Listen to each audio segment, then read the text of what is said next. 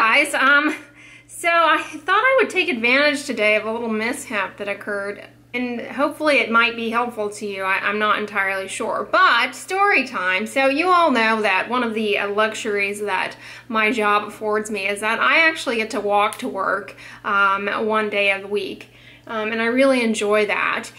One thing I'll say about Houston is, people say it's not really a walking city, and there is something to be said for that. And one of the notable findings that I think contributes to that is the fact that there are a lot of uneven surfaces. While it's quite flat, it's actually quite bumpy and unruly. Many of the sidewalks and streets and roads have a lot of potholes and just simply uneven and disrupted surfaces. I believe there is a reason for that. I'm not entirely sure what it is. I think it has something to do with the fact that the city is so large and, you know, that these things occur, and it's just sort of overwhelming for the city to go in and repair every single one. So you may have noticed that in some of my vlogs that I either stub my toe frequently, or if I'm car vlogging, it's sort of like, is she in an earthquake? Like, what's going on?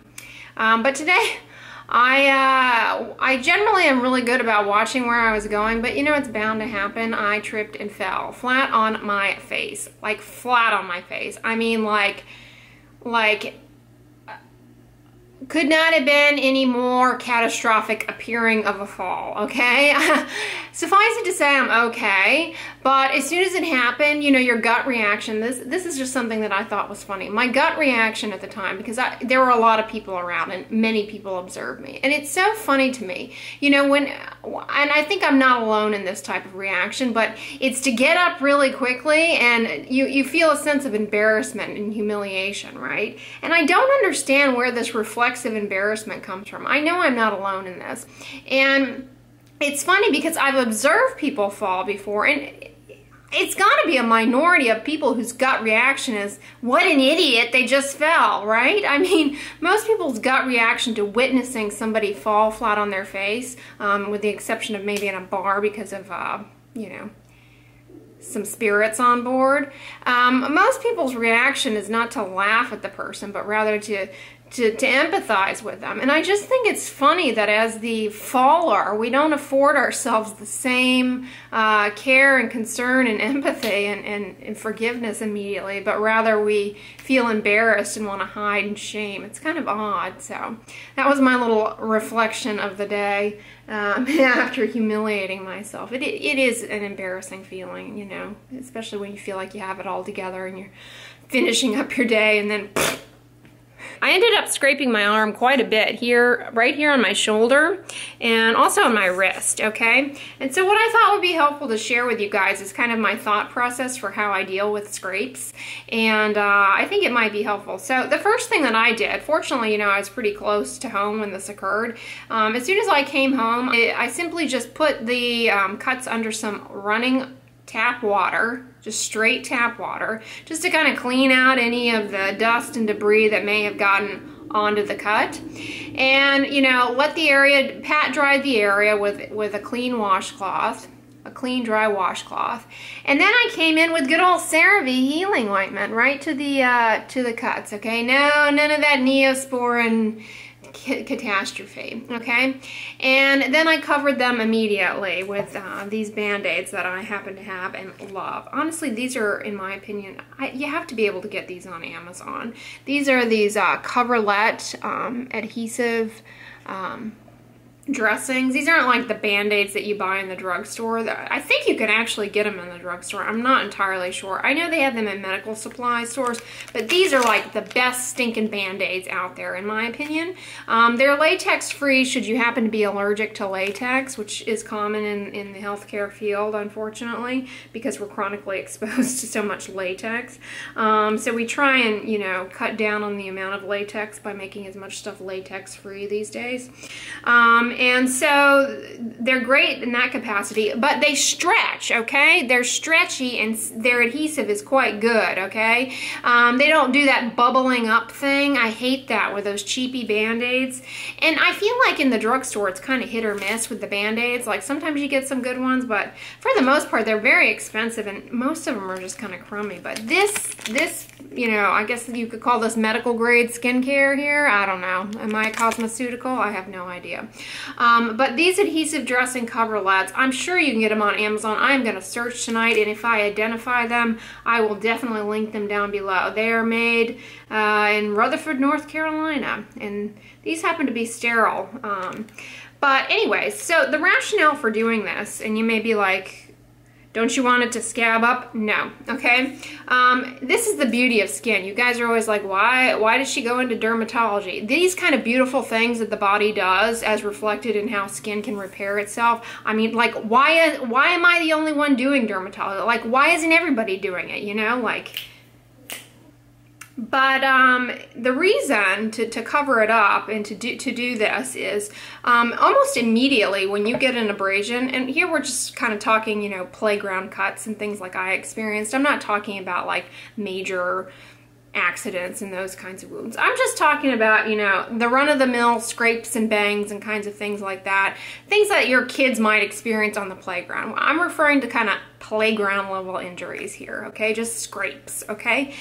The rationale is that almost immediately, you know, barring you're a relatively healthy individual, almost immediately the skin starts going to work to repair that insult. It takes effect almost instantaneously. And what it does is, you know, your immune system comes in and starts like releasing these little factors to begin to lay the groundwork so that the skin can heal. And then, you know, new little skin cells almost, you know, quite quickly, they start coming over to make your own Band-Aid, okay? And it's really important to facilitate that as best you're able. And the way we found to be the most effective at doing that is just putting plain petrolatum onto a clean, fresh scrape, and then covering it with a Band-Aid. And the rationale being that the skin cells that are coming in and all those factors that are just laying down the groundwork to repair, they do quite well so long as they're protected from the environment and it's moist in there and clean. And so that is the rationale behind putting the Vaseline on, is basically it makes everything, you know, slippery and easy for the skin cells to come in and fill the gap. And the Band-Aid portion functions to further keep the skin kind of moist and occluded. That is the principle there, is occlusion. And I talk a lot about, you know, a lot of you guys are terrified of mineral oil and paraffin and dimethicone clogging pores. And I try and relay to you that these ingredients are not necessarily pore clogging when applied to the face, but it's the concentration in which they're present in the product that kind of drives the pore clogging character of it. And that here, this is an ointment, okay? So this is designed, the way this is formulated, it is occlusive. And that's exactly what you want on a fresh cut, right? I mean, you don't want that on your just happy face because you got a lot of pores and you don't need occlusion at that point. But when you've got a cut, that's really what you want. With a heavy mineral oil concentrated thing determined by how it feels when it squeezes out. Like look at that. That is petrolatum occlusive right there. I mean, like, right? I mean, that's like a thick grease right there, okay?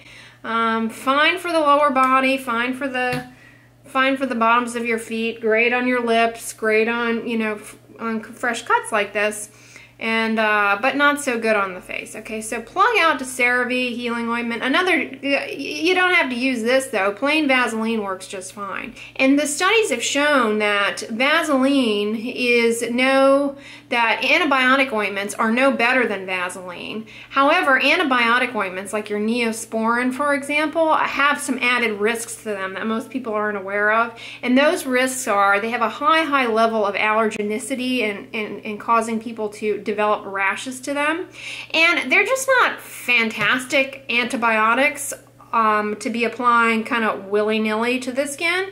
And so the bacteria in your skin are like, what am I supposed to do with this? And they become resistant to it. And that in and of itself can potentially pose a risk to you. So run-of-the-mill scrapes and bangs that you get, you know, on the playground, for example, do really well with plain Vaseline, not Neosporin. You know, there are exceptions to the Neosporin, and that is generally guided by your healthcare provider. So, you know, if your healthcare provider has told you to apply Neosporin, then it's probably for a specific reason. I'm just talking about general playground level cuts and scrapes. The Neosporin is more of an offender than anything. So this is going to facilitate healing basically by keeping it moist, hydrated, and covered. And it's, you know, it's good like that. Things you don't want to do, you don't want to go drifting this in the ocean because, or the pool, because there are a lot of bacteria and things in there. So you want to make sure it's covered if you're going in the water and that kind of thing. Because there are a lot of little gooby things growing in the ocean. I mean, it's fun to go swimming in there, but I mean, you don't want ocean water really in an open cut. Likewise, a pool or a hot tub, no, like bad idea, bad idea. The myth that I want to dispel, that I was always taught growing up, is that you want things to scab up and dry up. And that is actually so wrong. And the reason is because when you form that scab, basically it's like putting a brick of cement there, okay? And the new little skin cells, they can't come in, okay? So that's basically like a big succubus rock sitting on there, getting in the way of proper wound healing. So you don't want it to dry up and scab up. That's actually the opposite. You want to keep it clean and moist and covered. The presence of a scab can delay the healing. The other things that can delay healing are smoking. If you're a smoker, you can't heal properly. I mean, these kind of scrapes you will heal from, but healing of the skin is suboptimal if you are a smoker. And the reason is smoking does two things. So there are two things that are really important for a wound to heal. There are many things, but two things that are really, two salient points are, like I said, the immune system. Shout out for him. I mean, not only is he protecting you from infection, surveying the body to make sure there's not any pre-cancer and then mopping it up and getting rid of it, but your immune system is like key, like the key ingredient in getting a cut to heal, because it comes in and yeah, it fights off any unnecessary infection that may be trying to come in, but more importantly, it releases certain, chemicals in your body to call everybody in to play, to call the team. I mean, it's like a huddle, okay? It's like, I don't know, a scrimmage. I should not be using sports because I'm getting it wrong. But in sports where they huddle up and I don't even know what they're talking about in there, that's kind of what, your immune system is doing when you have a cut. And if you're a smoker, then your immune system is out to lunch and can't do that. And the second factor that's important in healing a cut is your body, in addition to releasing some factors, it starts to put down some little baby blood vessels that bring in some nutritive growth and that kind of thing.